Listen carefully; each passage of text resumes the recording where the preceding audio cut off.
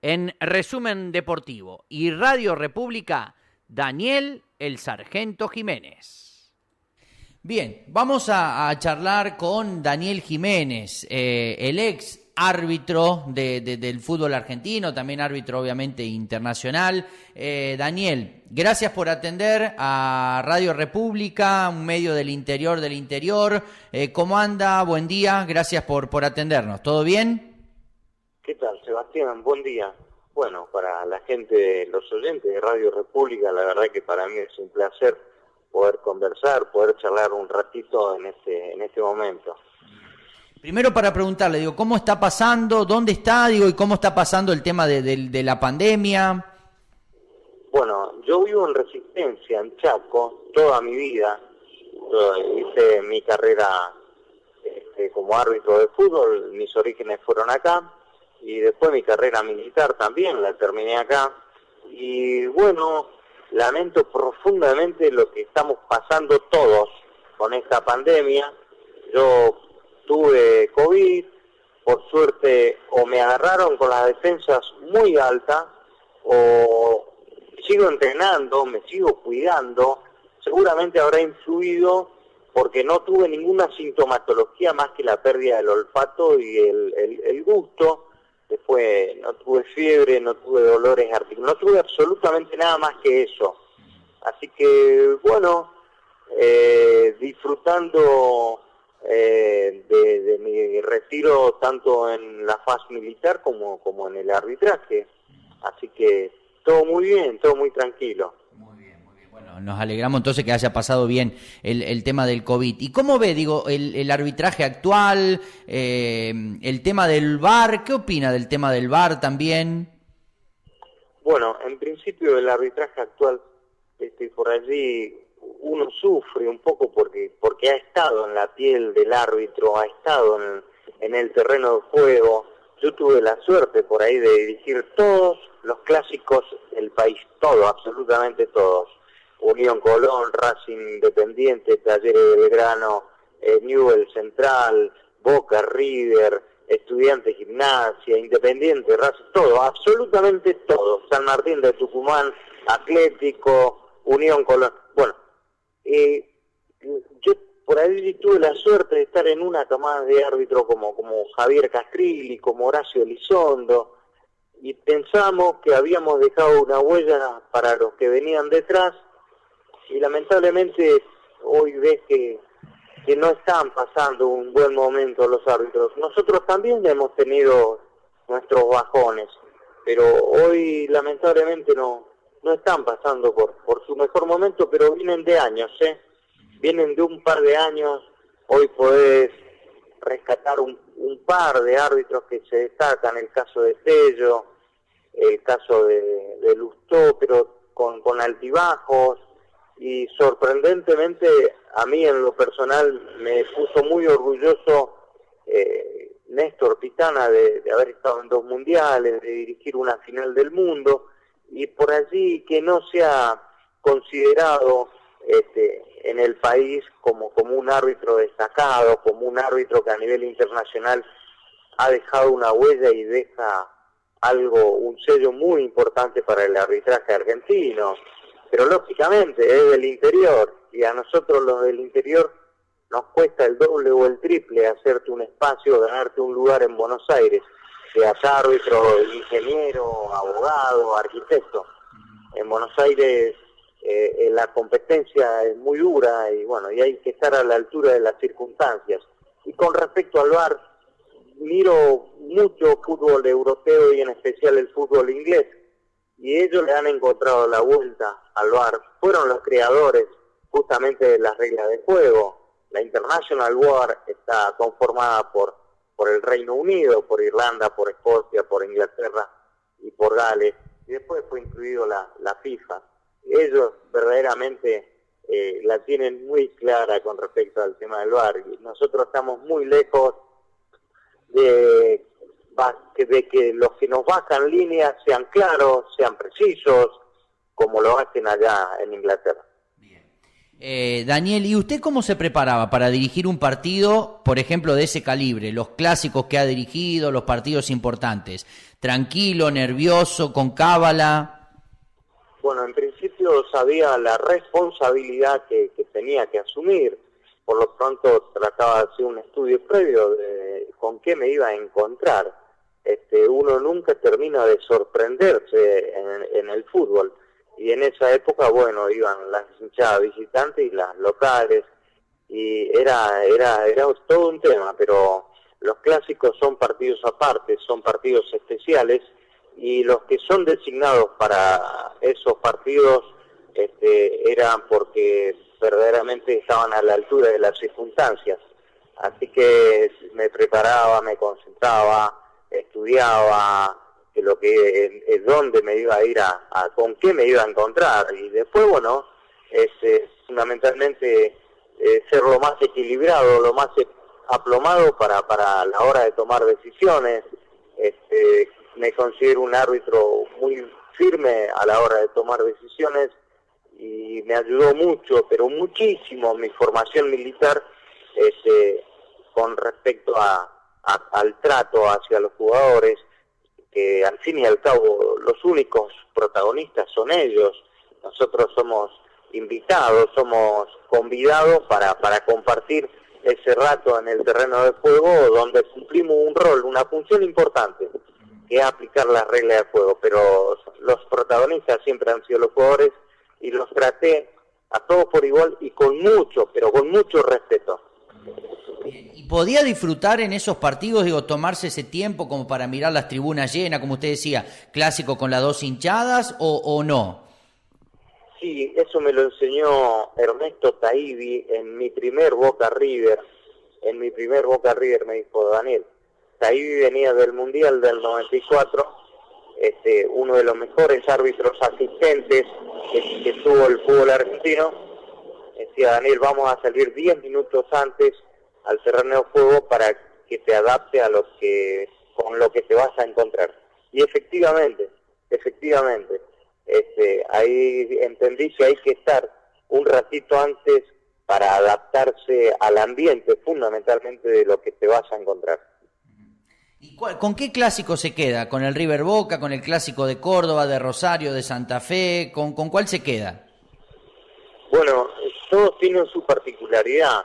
Tuve la suerte de dirigir muchas veces clásicos en Córdoba. He sido muy bien considerado en esa provincia, que siempre me ha atendido de maravilla. Y no es porque justamente Mortero sea una localidad ahí de Córdoba, pero si debo reconocer cuál es el clásico con más condimentos, con más ingredientes, es el clásico de Rosario.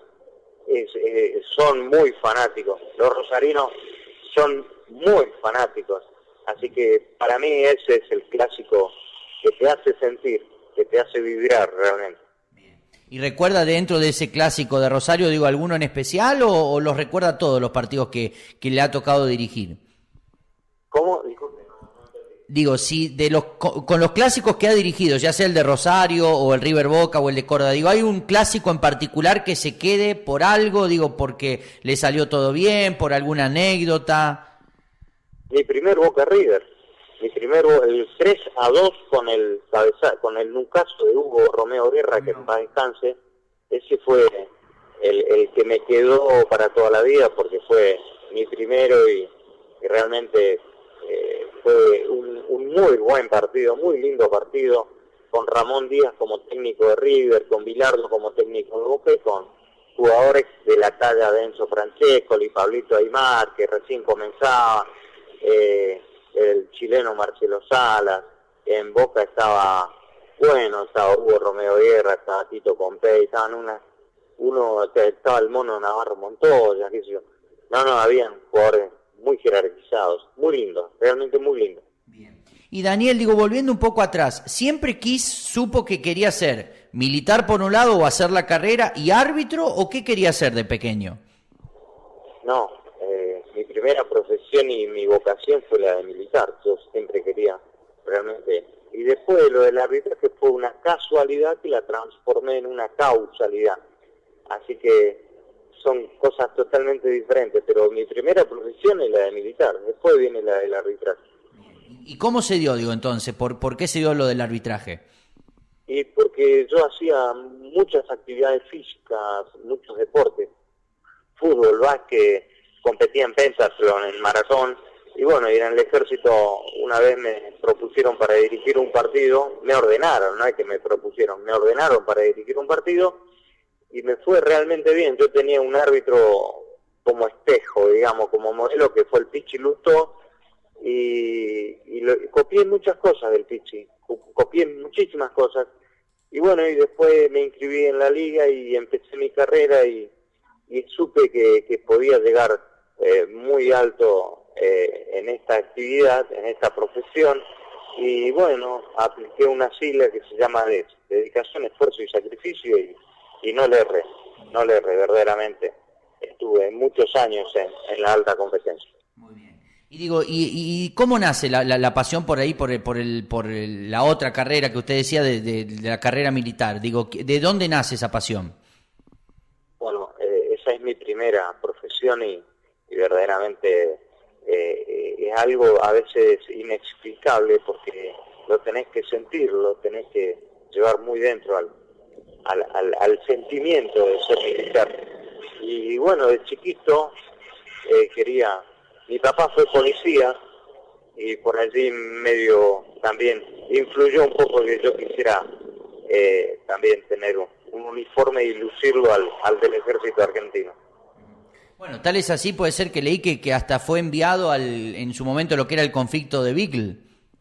Claro, sí, a los 17 años ya era suboficial y fui al conflicto del Canal de Beagle, próximo a una guerra con nuestro país vecino de Chile, y a los 20 años estuve en Puerto San Julián, en la guerra de Malvinas, donde custodiábamos la base aérea de donde partían los aviones a combatir. Así que las dos cosas me han tocado. Bien. Y digo, ¿en qué sentía mayor responsabilidad o la misma? Digo, ¿estar al frente como por ejemplo esto, en un conflicto o estar en un partido? No, sin lugar a dudas, si tengo que elegir entre una cosa y otra, las dos son de muchísima responsabilidad, pero el hecho de defender a nuestra bandera, a nuestra patria, es mucho más importante, sin lugar a dudas. Lógicamente, pero a ver, me gustaría aclarar esta situación. La guerra es una tragedia, ¿no? Y a los militares nos preparan para la guerra. Por lo pronto, como dije anteriormente, mi primera profesión es la de militar, y ante el llamado de mi patria tengo que ir sin dudar, sin dudar. El fútbol, y específicamente mi otra actividad, mi otra profesión, la del arbitraje, es apasionante, sin lugar a dudas que es apasionante, y también tiene sus cosas muy, muy lindas, muy positivas, como también están las otras, en donde por allí no tuviste un rendimiento adecuado durante el desarrollo de un partido y bueno, te amargás, te pone mal, pero es parte del fútbol, es parte de la actividad. Bueno, como decíamos, usted estuvo allí participando en el conflicto de Beagle, ¿y estuvo cerca o no, por una cuestión de edad, de ir a la guerra de Malvinas? Bueno, nosotros estábamos en Puerto San Julián y yo estaba en el grupo de artillería 7 y teníamos que reemplazar al grupo de artillería 3. Nosotros custodiábamos la base aérea de Puerto San Julián, donde partían los aviones a combatir. Así que directa o indirectamente prácticamente estábamos en guerra, ¿no? A pesar de que estábamos en zona continental, pero vivíamos la tristeza de los pilotos cuando uno o dos aviones no regresaban. Veíamos el llanto, veíamos todo. Bien. Daniel, ¿y cómo ve que hoy quizás ya no esté el servicio militar obligatorio ya hace mucho tiempo? Digo, ¿cómo analizas esa situación? ¿Cree que es necesario para este momento del país? Bueno, no soy quien para digamos, decir si el servicio militar estuvo bien o no dejado sin efecto, pero vemos que nuestros jóvenes están a la deriva. Yo creo que en el ejército de alguna forma u otra se les enseñaban ciertos valores que lamentablemente nuestros jóvenes no tienen la más pálida idea de honrar a nuestra bandera cuando la están izando, cuando la están arriando, o ni siquiera saben cantar el himno, y así como eso, infinidades de cosas se han perdido, pero no pasa por hacer el servicio militar o no. Yo creo que socialmente hemos retrocedido muy mal, pero muy mal, en lugar de avanzar y estar al nivel de los países de primer mundo. No, estamos realmente mal, muy mal. Bien, en donde, bueno, quizás también se perdió, digo, el tema de los valores, el respeto, la cultura del trabajo. Absolutamente, pero aparte pareciera, y estoy casi convencido que lo han hecho adrede, que lo han hecho a propósito. Hay gente que lucra con todo esto, hay gente que saca ventaja, hay gente que se queda en el poder teniendo ignorantes, manejando ignorantes, lamentablemente. Bien. Daniel, y el tema, digo, de por ahí esa formación que usted ha tenido, digo, ¿trató de implementarla dentro y fuera de la cancha con el arbitraje? Lo llevé a mi vida personal, sin lugar a dudas. Mirá, Sebastián, yo tengo 4 hijos. Daniel es médico, Roberto es abogado, Facundo es abogado y Renzo se recibe ahora de licenciado en Administración de Empresas. Y me preguntan, mucha gente amiga, ¿cómo hiciste, Daniel, para que los 4, y en el hogar, en la casa, ahí está el secreto, donde se les pide a los chicos que estudien, que se preparen, que trabajen, que la vida no es fácil, para nadie, la vida no es fácil, uno compite permanentemente en la vida, así que les di las herramientas, les di los elementos para que peleen la vida. Bien, muy bien, Daniel. Y digo, y además, digo, eligió una profesión, el tema del arbitraje, digo, en donde, bueno, o te aman o te odian, o si dirigís bien un partido te aplauden, o si cobrás un penal te insultan, está siempre ahí en la discusión. Bueno, primero tenés que entender que el fútbol es pasional, es una pasión, y la pasión supera la razón. Tus hermanos, tus mejores amigos, si le cobraste mal al equipo de ellos, y se van a enojar, y te van a insultar, y después se van a enfriar, pero ese momento, ese instante, en donde, repito, la pasión supera la razón. Pero uno tiene que estar preparado para tomar decisiones durante el desarrollo del partido. Y a veces las decisiones que uno toma, a más de uno no les agrada, no les gusta, pero uno tiene que tomar la decisión de expulsar a un jugador por una jugada brusca grave o por una conducta violenta. Tiene que sancionar un penal cuando se produce una falta de un defensor dentro del área, un delantero, sea el equipo que sea y el jugador que sea, no importa. Mirá, Sebastián, yo vuelvo a repetir, la suerte de estar en una camada de árbitros que realmente sobresalíamos a nivel sudamericano. El caso de Castrilli, el caso de Elizondo, y en el mío en particular, lo digo con mucha humildad, pero hoy no se ven ese tipo de arbitrajes. ¿Le ha tocado, Daniel, en su carrera como arbitraje, ya sea en el comienzo o en el boom de su profesión, digo, dirigiendo clásicos, partidos importantes, ver el tema de la corrupción en el fútbol, o le ha tocado algún caso particularmente, digo, usted, donde a lo mejor le han ofrecido algo? Muy bien. Seba, vos tenés que ir, Seba, anda directamente al grano y pregúntame, Daniel, ¿alguna vez te quisieron corromper, te quisieron coimear? Y yo te voy a responder. Primero y principal te tengo que responder que la corrupción existe en todos los ámbitos, en la iglesia, en la justicia, en la política, en lo que vos te puedas imaginar, y más aún en el deporte, en todos los deportes, y en particular en el fútbol,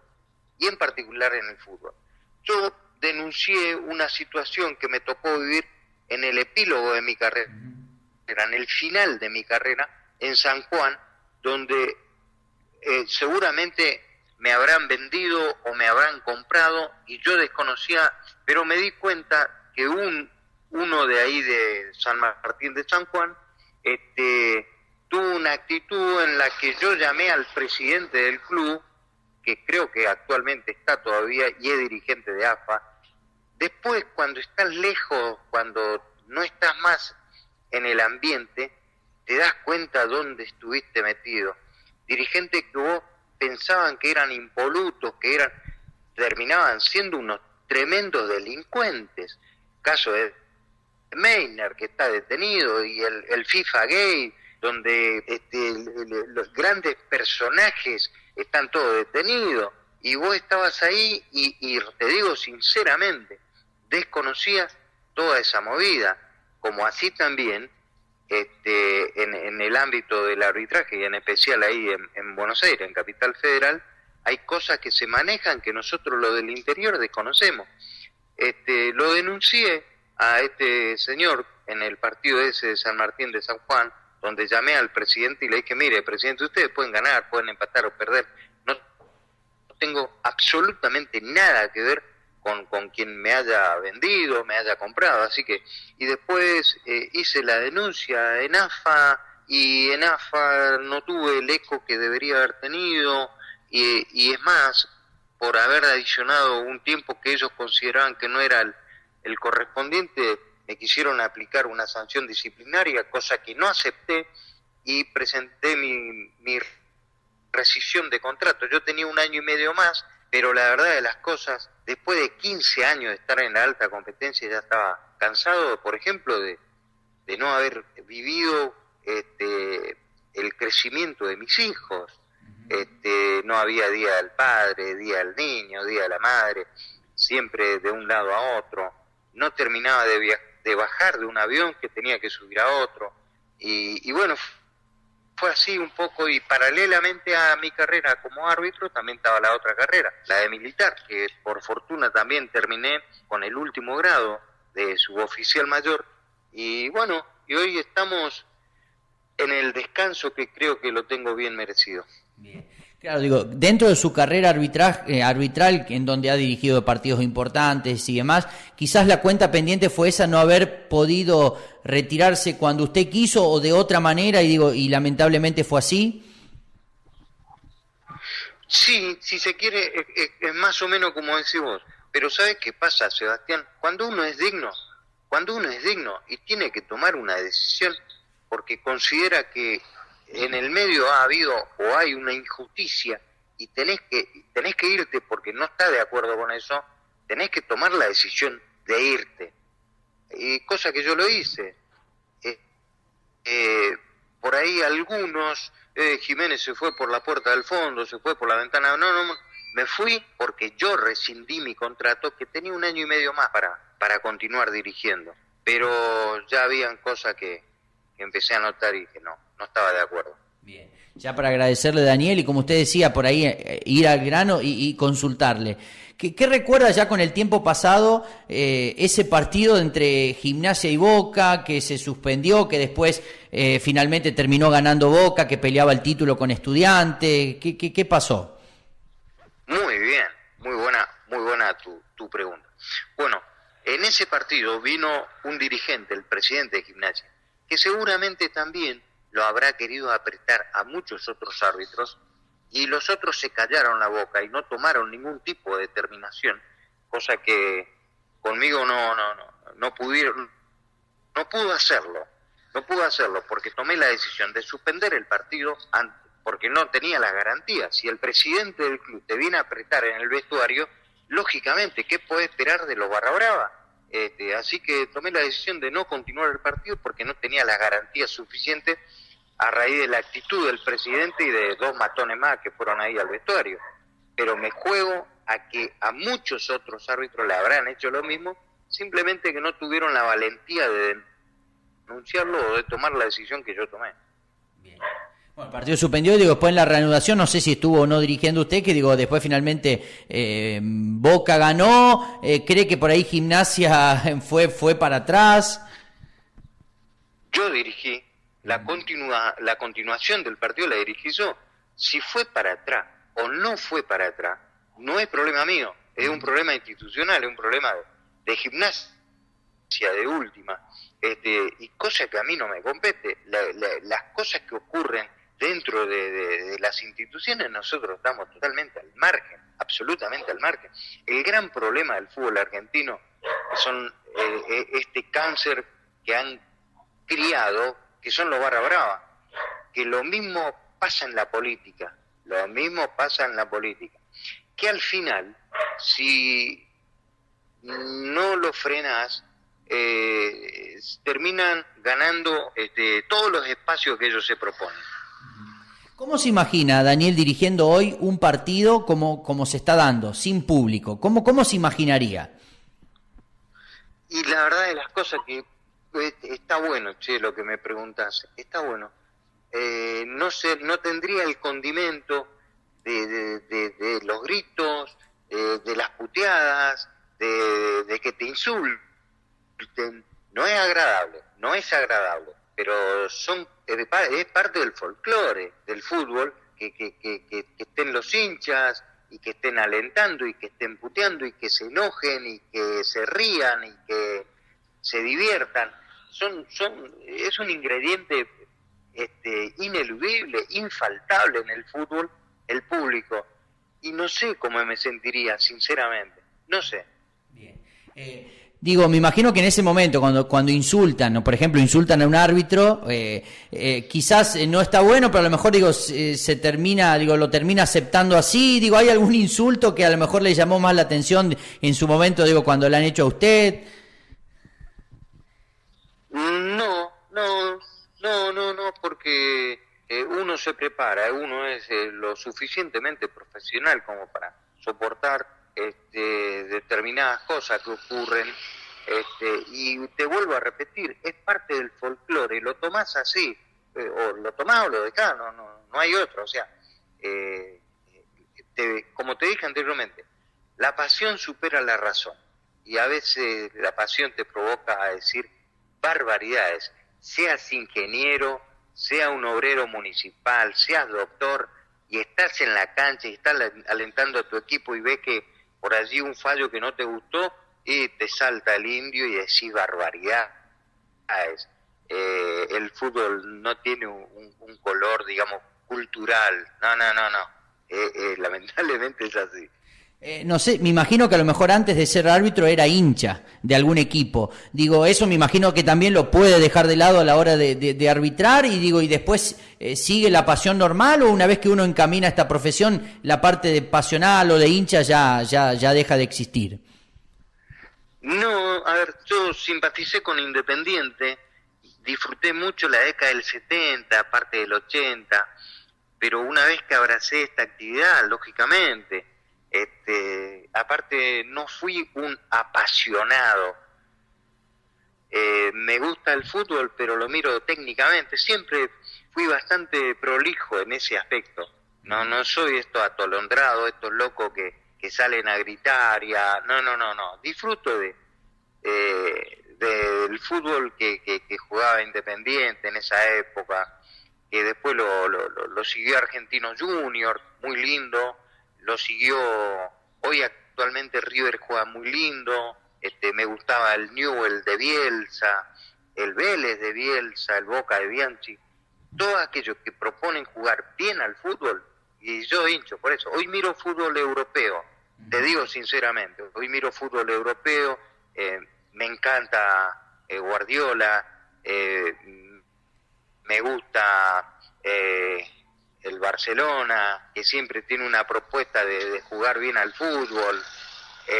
Me gustan esos equipos como por ejemplo el Arsenal, que mantiene una idea y a través del tiempo lo sostiene. Ya para agradecerle, Daniel, su amabilidad y su generosidad. ¿Cómo lo recuerda Diego Armando Maradona y si tiene algún recuerdo, anécdota con él? Sí, tuve la suerte de arbitrarlo 4 o 5 veces a Diego. Dentro de la cancha mirá que he dirigido jugadores importantes. Lo dirigí a Ronaldo, al Fenómeno. Lo dirigí a Ronaldinho en sus inicios y después también. Lo dirigí a Rivaldo, del cual sinceramente yo tenía una idolatría por Rivaldo, el que jugaba en el Barcelona y en la selección de Brasil, hasta el punto que me regaló la camiseta de Brasil y una de Cruzeiro cuando jugaba en el Cruzeiro. Y me tocó dirigirlo al Chino Recoba de Uruguay, a Iván Zamorano de Chile, a las grandes acá de Argentina, Riquelme, Sebastián Verón, todo lo que te puedas imaginar, tuve la suerte de dirigirlo. Es más, a la selección de Francia, campeona del Mundial, también la dirigí con Zinedine Zidane, Durán, Sailito, esta gente. Pero Diego era algo especial. Tengo una anécdota en donde en un partido de Boca y Argentinos Junior, Diego convierte un gol de penal, el 2-1, hace un rodillo y después va y se cuelga del alambrado y baja inmediatamente. Él estaba amonestado porque le entró fuerte a Bennett de Argentinos Junior y yo lo tendría que haber amonestado nuevamente y dije, no lo puedo no lo puedo expulsar porque tenía que ponerle la segunda amarilla por festejar un gol. Yo creo que de alguna forma u otra primó el sentido común, primó el criterio de decir, hay que echar a un jugador por festejar un gol, donde explotó interiormente, se trepó un ratito del tejido y no era porque se llamara Diego Maradona. Simplemente el sentido común me indicó, bueno, la prensa me mató, sin lugar a dudas me mató porque no lo expulsé a Diego. Después de un par de años, Diego va a la cancha de Boca y va a saludarme al vestuario y me dice, sargento, me tendrías que haber echado en aquel partido contra Argentinos, ¿no? Sí, Diego, le digo, pero me parece que festejar un gol no da como para una expulsión. Me abrazó un tipo muy cariñoso. Diego era muy especial, muy especial, sí. Me dolió mucho su muerte, me dolió mucho su muerte. Muy bien, qué lindo lo que cuenta Daniel. Si le pregunto en la profesión principalmente, por un día, el día más feliz de su profesión y el día más triste, ¿qué me dice? ¿En el arbitraje? Sí. En el arbitraje, el día más feliz y fue mi primer Boca River. No podía creer que yo esté dirigiendo mi primer Boca River. Nosotros los del interior nos cuesta mucho llegar a determinados niveles en Buenos Aires, pero mucho nos cuesta. Cuando digo nosotros los del interior me refiero a todos, sea de la profesión que seas. Y cuando estás y llegaste a tu objetivo y a veces no lo podés creer. Y un día triste fue un día jueves que falleció mi mamá y el día domingo era el Día de la Madre y yo tenía que dirigir el Clásico del Sur, Banfield Lanús. Hice un minuto de silencio y nadie supo por qué lo hice. Y fue en memoria de mi mamá. Así fue. Claro, digo, como usted anteriormente decía, digo, esta profesión como la del futbolista y otras tantas, digo, no hay Día de la Madre, no hay Día del Padre, y digo, y todos tienen una vida, digo, a lo mejor el árbitro tiene que dirigir, pero bueno, no saben esas cosas que usted recién contaba que tenía que pasar en la semana. Seguro, claro, así es. Bien. Daniel, ya para agradecerle. Bueno, ya que habló del minuto de silencio, quedó mucho también en el recuerdo un partido en donde, bueno, todos los árbitros hicieron un minuto de silencio, usted no. ¿Qué recuerda de ese momento y con el paso del tiempo? Bueno, te voy a explicar. El minuto de silencio se hace en homenaje a los muertos. En este caso, nosotros tuvimos una guerra contra la subversión, fue una guerra, en donde murieron subversivos, militares, civiles, niños, mujeres, hubieron muchísimos muertos. Yo no entiendo por qué había que honrar solamente a los subversivos. Entonces no estuve de acuerdo y no lo hice. Tenía 3 meses de árbitro internacional. 3 meses. En AFA me podían haber expulsado por no haber cumplido una orden. Pero convencido no lo hice. El minuto de silencio se tendría que haber hecho por todos los que murieron durante la guerra contra la subversión. Más claro, no sé. Bien, entiendo. Daniel, si hay un partido que le hubiese gustado dirigir, porque estuvo lesionado, porque tuvo que viajar, o algún partido de la actualidad o de algo, digo, ¿qué partido le hubiese gustado dirigir? Este partido me hubiese gustado dirigir. Un partido que me hubiera gustado, una final de la Champions, pero era imposible porque esos partidos que vos decís, cómo me hubiera gustado dirigir, no sé, el Liverpool frente al Milan cuando salen 3-3 perdiendo 3-0, el Liverpool le empata 3-3 y después se van a los penales. Qué partido, verdaderamente esos partidos así me hubiera encantado. Mirá que nosotros acá en la Argentina los clásicos son tan especiales como esos, tan especiales, y por ahí nosotros a lo lejos miramos de la televisión, los de acá, un Central Newell con gente, con ambas hinchadas, hay que estar ahí adentro, Un Boca River, hay que estar ahí adentro. Un Belgrano Talleres, hay que estar ahí adentro, pero una final de Champions como sueño me hubiera encantado arbitrar. Así como dijo que usted que Rivaldo le regaló camisetas y demás, ¿pudo y tuvo la suerte de poder trascender esa barrera árbitro-jugador una vez que pitó el silbato y terminó el partido? Digo, ¿pudo hacer relación con varios jugadores? No, porque son 90 minutos que compartís con ellos ahí dentro del terreno de juego y después finaliza el partido y vos te vas a tu hotel, a tu casa, sos del interior, inmediatamente tomás un vuelo, tomás un micro, lo que sea, por allí supongo que los muchachos de Buenos Aires que están más cerca deben tener algún tipo de relación, de amistad, qué sé yo, con ninguno, pero sí he tenido una relación de mucho respeto, de muchísimo respeto. Si hay algo que debo reconocer, que no recuerde haberle faltado el respeto a un jugador. Muy bien. ¿Quién es Daniel el Sargento Jiménez, si tendrías que describirse? Un tipo simple, un tipo sencillo, me considero justo en mis procederes, un tipo noble, donde valoro la lealtad, valoro la sinceridad y por sobre todas las cosas valoro la amistad. Esas 3 cosas las valoro mucho: la lealtad, la sinceridad y por sobre todas las cosas la amistad. Valoro mucho a mis amigos. Muy bien. Daniel, gracias, muy amable por esta nota, por lo que tuvimos que pasar de reprogramarla, el llamado de usted, muchísimas gracias. ¿Algún tema musical para cerrar la nota? Digo, ¿qué le gusta escuchar? ¿Le gusta la música a Daniel Jiménez? Sí, me encanta todo tipo de música. Fundamentalmente, ¿sabe quién escucho? A Los Ángeles Azules. Muy bien. Muy buenos, son muy buenos realmente. Pero me gusta todo tipo de música. Muy bien. Sebastián, la verdad, un gusto haber charlado con vos. Para la gente de Morteros, Córdoba, le mando un afectuoso abrazo. Y bueno, estaremos en contacto en otra ocasión, en otra oportunidad. De lunes a viernes, el mejor resumen deportivo está en Radio República. Resumen